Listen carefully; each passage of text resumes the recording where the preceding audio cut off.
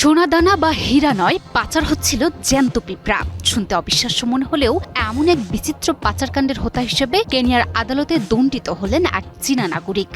Zhang কেকুন নামের ওই ব্যক্তির লাগেজে তল্লাশি চালিয়ে উদ্ধার করা হয়েছে 2200টিরও বেশি জীবিত পিঁপড়া।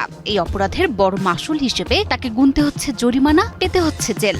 কিন্তু প্রশ্ন, কেন পিঁপড়া পাচার হচ্ছে? কি আছে এই ক্ষুদ্র প্রাণীর বাণিজ্যে? পাচার বলতে আমাদের চোখে ভেসে ওঠে সোনা, হীরা কিংবা হাতির দাঁতের ছবি। কিন্তু এবার পাচার হচ্ছে সুটকেস ভর্তি হাজার হাজার জ্যান্ত পিঁপড়া। ঘটনাটি কেনিয়ার নাইরোবি আন্তর্জাতিক বিমানবন্দরের। ঝাং কেকুন নামে এক চীনা নাগরিকের লাগেজ তল্লাশি করতে গিয়ে দেখা মেলে অদ্ভুত এক দৃশ্যের। বিশেষ প্রক্রিয়া রাখা 2200টিরও বেশি জ্যান্ত গার্ডেন অ্যান্টস বা বাগান পিঁপড়া। কেনিয়া থেকে এই পিঁপড়াগুলো চীনে পাচারের চেষ্টা করা হচ্ছিল। ঝাং কেকুন প্রথমে অস্বীকার করলেও পরে নিজের দোষ স্বীকার করে নিয়েছেন। 15 এপ্রিল নাইরোবির একটি আদালতের ম্যাজিস্ট্রেট আইরিন গিচোবি চীনা নাগরিক ঝাং কেকুনকে 10 লাখ কেনিয়ান শিলিং বা প্রায় $7,746 জরিমানা এবং 12 মাসের কারাদণ্ড প্রদান করেন।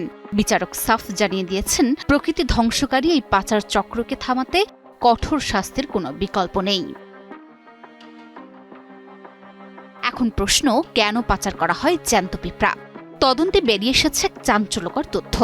চীনে বর্তমানে ফার্মিকারিয়াম বা কৃত্রিম পিঁপড়ার কলোনি তৈরির নেশা ব্যাপক জনপ্রিয় হয়ে উঠেছে।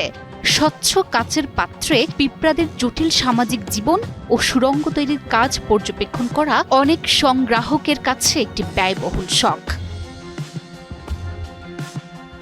পিঁপড়াদের সামাজিক শৃঙ্খলা এবং বুদ্ধিমত্তা অতুলনীয়। বিভিন্ন গবেষণার বা শিক্ষা প্রতিষ্ঠানে এগুলো উচ্চ মূল্যে বিক্রি হয়। এই পিঁপড়াগুলো চীনের বাজারে সাধারণ কোনো পোকা নয়, বরং বিলাসবহুল পণ্য হিসেবেই বিবেচিত। একটি বিশেষ প্রজাতির কলোনির দাম হাজার হাজার ডলার পর্যন্ত হতে পারে। বন্যপ্রাণী বিশেষজ্ঞরা বলছেন, পাচারকারীরা এখন হাতির দাঁত বা গন্ডারের শিংয়ের মতো বড় জিনিসের বদলে নজর দিচ্ছে ক্ষুদ্র এই পোকামাকড়ের দিকে। গত বছরে একই অপরাধে 4 জনকে বড় অঙ্কের জরিমানা করা হয়েছিল।